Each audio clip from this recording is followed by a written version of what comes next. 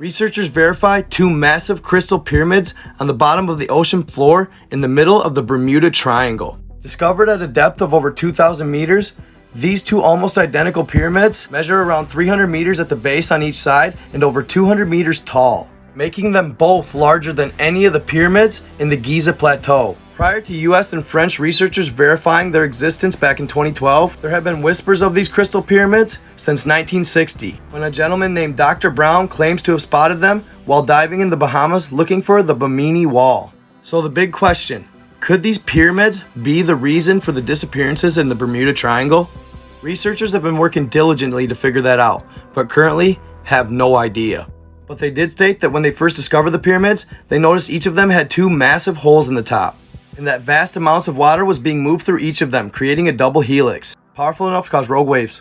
I'm going to say that again because when I first heard it, it blew my mind. From a depth of 2,000 meters, these pyramids are displacing enough water to create rogue waves and mist at the surface. So I'm going to go out on a limb and say yes, they have everything to do with the disappearances in the Bermuda Triangle. And with the recent nearby discovery of some pyramidal ruins located just off the west coast of Cuba, many speculate that the crystal pyramids and these ruins are remnants of the Atlantean culture.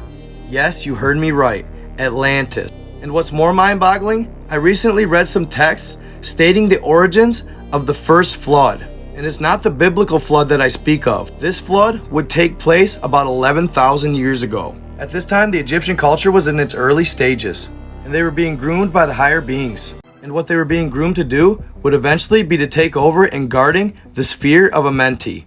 See, about 50,000 years earlier, the Syrian Anunnaki built the Giza pyramids, and this was meant to protect the sphere of Amenti, also known as the Ark of the Covenant. That's also why they built the Sphinx, to protect the inner earth entrance and the universal records from the Draconian Anunnakis and the Atlanteans. It not only protected those, but the Ankh energy sources as well. These were 5th dimension anti-gravity tools, and that's how they displaced those big stones for the pyramids. And after building the Sphinx and the pyramids, they didn't allow not only the Atlanteans and the Draconian Anunnaki, but they forbade a faction known as the Templar anew from entering as well. And this angered all three of them.